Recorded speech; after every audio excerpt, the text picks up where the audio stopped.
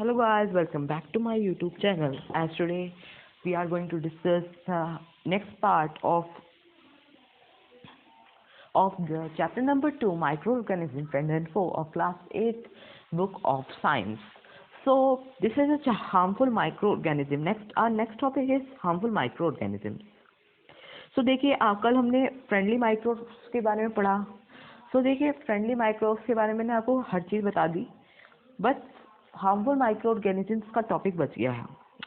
तो harmful micro organisms होते हैं पैथोजेंस, मीन्स जो ऑर्गेनिजम्स हमारे को डिसएडवांटेजेस देते हैं या फिर वो हमारे को डिजीज कॉज करते हैं या फिर हमारे को हमारा फूड स्पॉइल करते हैं, वो सब पैथोजेंस की कैटेगरी में आते हैं और उन्हें भी हार्मफुल माइक्रो ऑर्गेनिजम्स कहते हैं, pathogens.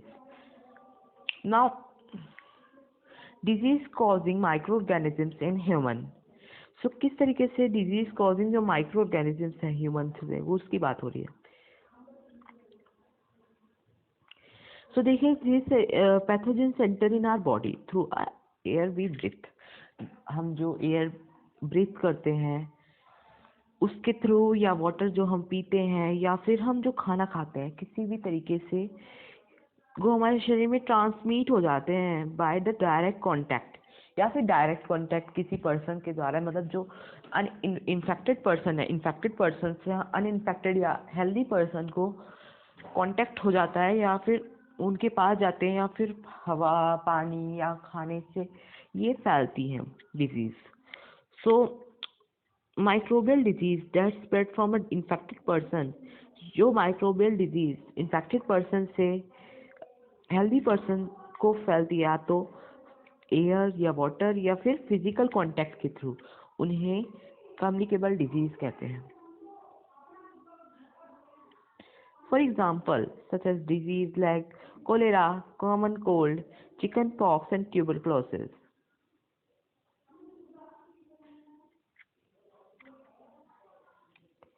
When the person suffering from a common cold sneezes means जब कोई भी पर्सन कॉमन कोल्ड से ग्रस्त होता है या उसे हो रखी होती है कॉमन कोल्ड, तो वो स्नीज करता है या छींकता है, तब उसके मुंह से या कह सकते हैं उसकी नोज से एक fine quantity of a moisture release होता है, जो कि बहुत सारे थाउजेंड्स ऑफ बैक्टीरिया या वायरसेस कैरी करता है अपने अंदर, जो कि एयर में हो जाती है. तो ये एयर के थ्रू देख सकते हैं किस तरीके से वायरस जो है हेल्दी पर्सन की बॉडी में एंटर करेगा ही जब वो ब्रीथ करेगा एयर के थ्रू.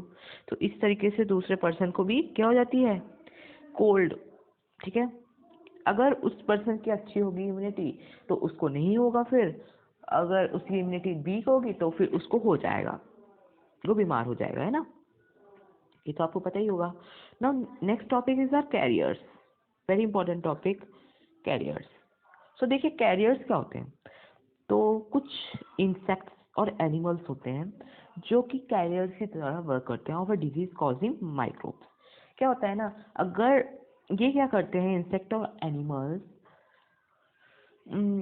ये इंसेक्ट और एनिमल्स जब भी जहाँ भी जाते हैं तो वहाँ पे मान लीजिए हेल्दी पर्सन के पास नहीं, इन्फेक्टेड पर्सन के पास जाते हैं या फिर किसी गंदी जगह पे जाते हैं जहाँ पर वहाँ पर वो माइक्रोब बैठा हुआ है, तो वो वहाँ उनके शरीर पे चिपक जाता है और फिर क्या करते हैं, एक हेल्दी पर्सन या हेल्दी एनिमल के ऊपर ही बैठते हैं या डंप करते हैं, तो क्या होता है, इंजेक्ट कर देते हैं उनके अंदर वही माइक्रोब को.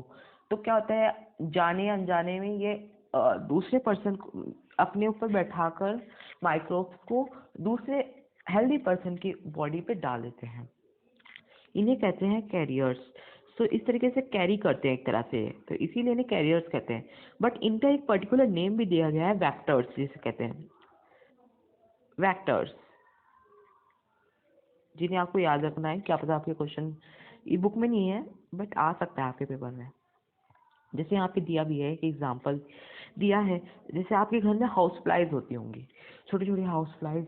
जब ये गार्बेज पे जाती हैं तो ये गार्बेज से उड़कर आपके ओपन फूड पे आकर बैठ सकती हैं और फिर जो वो बीमार वहाँ से माइक्रोब लाई होंगी अब गार्बेज में से, वो आपके खाने में ट्रांसमिट कर देते हैं। जब वो आप खाओगे तो आप बीमार पड़ जाओगे। इसीलिए कहते हैं कि फूड को संभाल कर कवर्ड करके रखना चाहिए। तो नेक्स्ट आपका एक और एग्जांपल दिया गया है कैरियर्स का, जैसे फीमेल एनोफिलस मस्कीटो।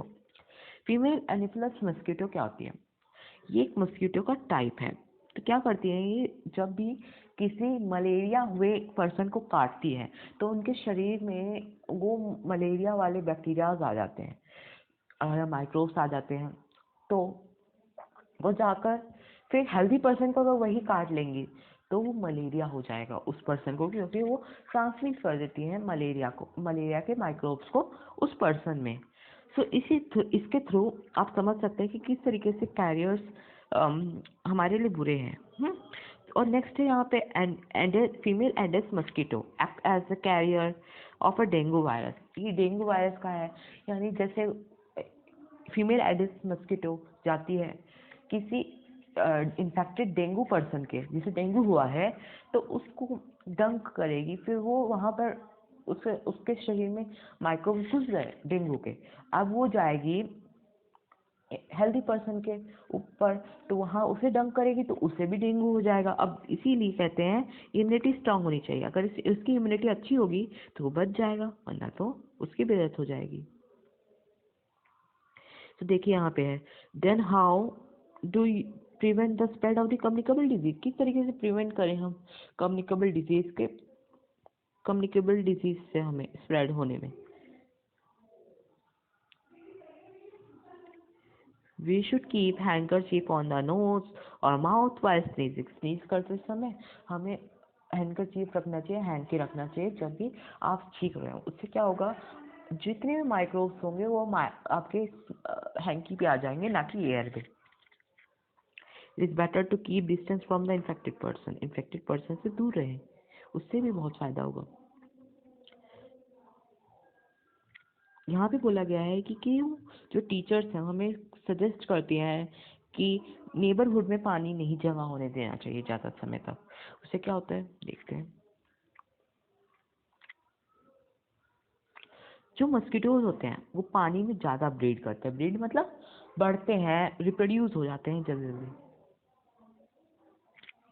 Hence, जो one should not let a water collect anywhere in a coolers or tires, a flower pot etc. मतलब पानी को एक जगह पे नहीं देखना। आपने देखा होगा आपके आसपास, अगर आपके घर के आसपास या फिर कूड़ेदान के आसपास आपने मस्कीटोज को जाते हुए देखा होगा, या पानी इकट्ठा होता है कहीं पे तो मस्कीटोज ज़्यादा उड़ते हैं। तो रीज़न यही है क्योंकि वो वहाँ ब्रीड करते हैं।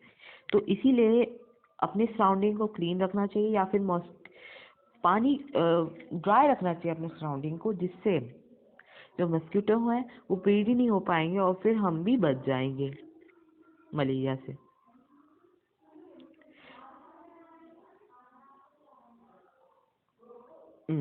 देखते हैं।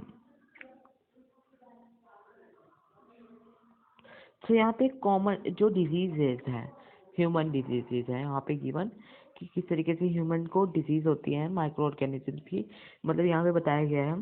तो यहाँ पे है ह्यूमन डिजीज, यहाँ पे डिजीज बताई गई है।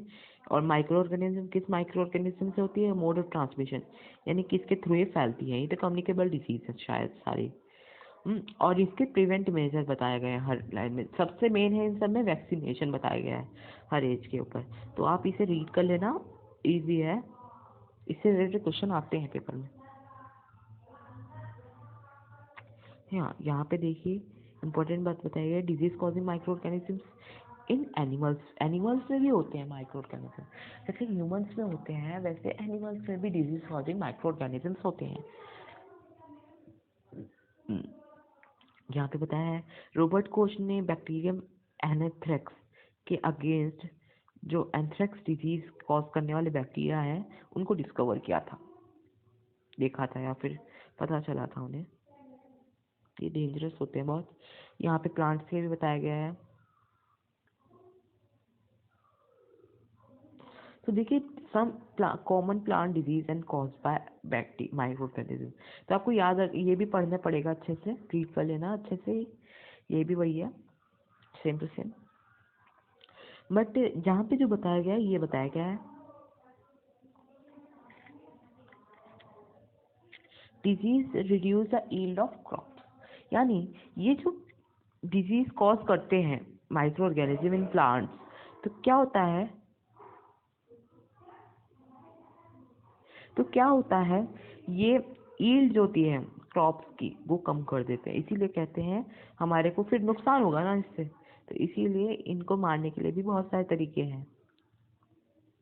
Now next topic is food poisoning, very important topic, food poisoning.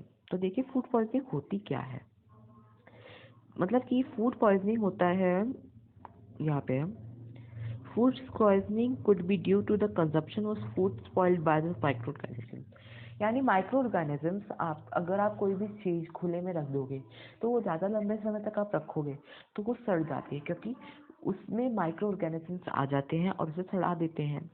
Micro organisms जो है उस पर आ जाते हैं और उस पर अपने टॉक्सिक सब्सटेंस प्रोड्यूस करने लग जाते हैं।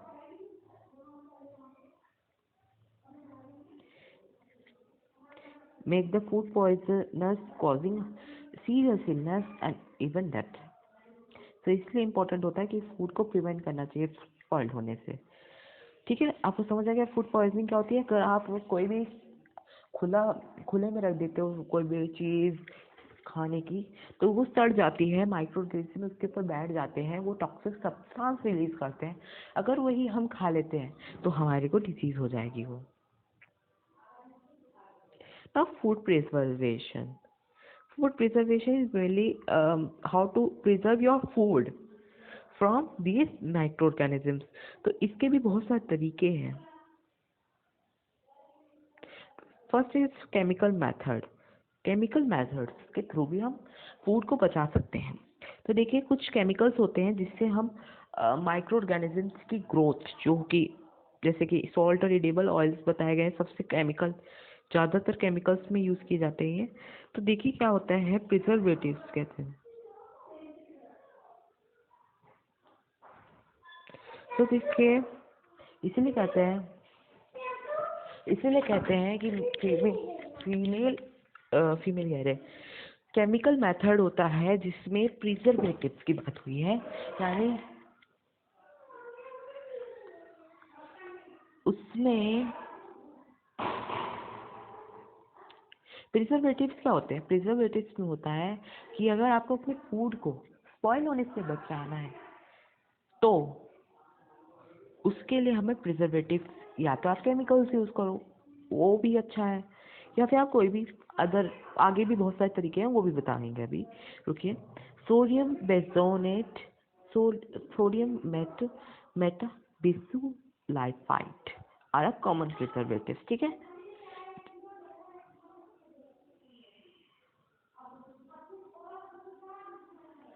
प्रिजर्वेशन बाय कॉमन सॉल्ट से भी प्रिजर्वेशन किया सकते हैं। जैसे कि आपने देखा होगा मीट और फिश को भी ड्राई होते हैं क्योंकि वो, तो उस पर सॉल्ट डाल दी जाती है जिससे जो ग्रोथ है माइक्रो ऑर्गेनिज्म कम हो जाती है। प्रिजर्वेशन बाय शुगर के आप जैम जेली स्क्वैश पे आप शुगर डालिए तो क्या होगा, शुगर रिड्यूस कर देगी मॉइस्चर। आपने सुना होगा कि मॉइस्चर से ज़्यादा माइक्रो ऑर्गेनिजम्स आते होंगे, तो इसीलिए रिड्यूस कर देते हैं शुगर मॉइस्चर, यहाँ पे लिखा भी है। तो इससे क्या होता है, ग्रोथ ऑफ माइक्रो ऑर्गेनिज्म बच जाती है और इससे हमारे फूड भी स्मेल बच जाता है। यहाँ बताया preservation by oil and vinegar.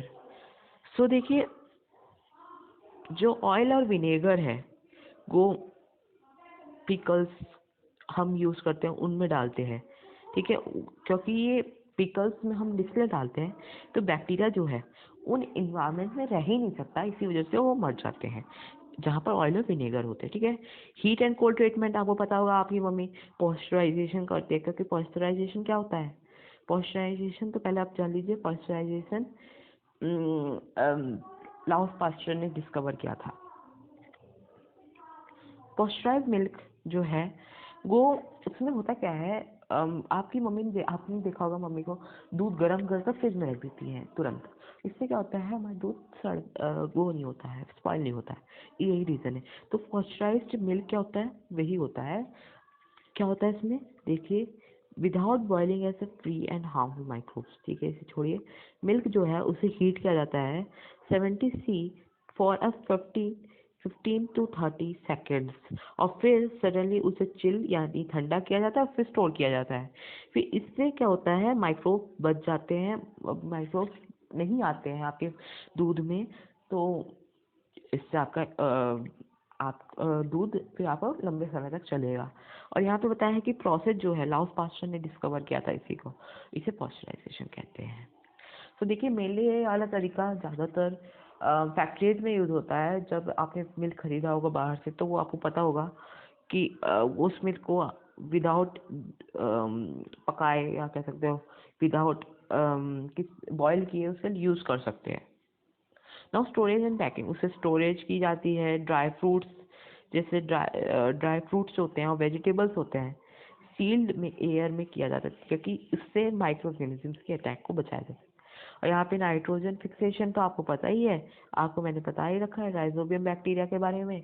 Rhizobium bacteria root modules of plants में एग्जिस्ट करते हैं। कौन से प्लांट्स में? लेग्यूमिनस प्लांट्स में। लेग्यूमिनस प्लांट्स कौन से प्लांट्स होते हैं? ये वो प्लांट्स होते हैं जिनमें वो होते हैं प्रोटीन वाले प्लांट्स, ठीक है। सो देखिए क्या होता है फिर, इसके अंदर क्या होते हैं माइक्रोब्स। कौन से माइक्रोब्स होते हैं? राइजोबियम बैक्टीरिया होता है इसमें। तो देखिए फिर क्या होता है, ये हवा में से नाइट्रोजन लेते हैं और फिर उसको कन्वर्ट कर देते हैं छोटे छोटे कंपाउंड से, और फिर वो यूज़ कर सकते हैं प्लांट्स। नाउ नाइट्रोजन साइकिल, ये बहुत इंपॉर्टेंट है। यहाँ पे मैं इसके थ्रू समझा देता हूँ नाइट्रोजन साइकिल को डायग्राम के थ्रू। तो देखिए क्या होता है, पहले एटमॉस्फेरिक नाइट्रोजन होती है। लाइटनिंग जो है फिक्स कर देती है नाइट्रोजन को, या फिर नाइट्रोजन फिक्सिंग जो बैक्टीरियाज होते हैं, या फिर जैसे ब्लू ग्रीन एल्गी, ये सब नाइट्रोजन को कंपाउंड्स में चेंज कर देते हैं। छोटे छोटे नाइट्रोजनस कंपाउंड्स में चेंज कर देते हैं, जो कि सॉइल में मिक्स कर देते हैं। वो फिर सॉइल में मिक्स कर देते हैं, ठीक है। फिर क्या था, ये प्लांट्स ले लेते हैं और फिर प्लांट्स को एनिमल खाते हैं, और एनिमल मर जाते हैं, मतलब मर जाते हैं, कभी ना कभी तो मरते हैं। और उनके एक्सक्रीटा के थ्रू भी आ जाता है ना। तो उसमें नाइट्रोजन होते हैं, नाइट्रोजनस वेस्ट होता है वो, ठीक है। और फिर क्या है, बैक्टीरिया उसे फिर से वो कर देते हैं, कन्वर्ट कर देते हैं गैसियस नाइट्रोजन में, और फिर वो या तो लाइट वेट होने के कारण वो हवा में उड़ जाती है, और फिर एटमॉस्फेयर नाइट्रोजन। तो इसके थ्रू क्या होता है, नाइट्रोजन साइकिल के थ्रू आपका जो नाइट्रोजन है उसका जो अमाउंट है वो कभी भी नहीं खत्म होता है हाँ एयर में, ठीक है। तो ये चैप्टर पूरा एक्सप्लेन हो गया हमारा, nitrogen micro organism and friend and foe. और आपको ये चैप्टर एक बार अच्छे से रीड करेंगे तो आपको क्लियर हो जाएगा, और अच्छे से क्लियर हो जाएगा। और thank you for watching this video. Please like, subscribe and share and comment.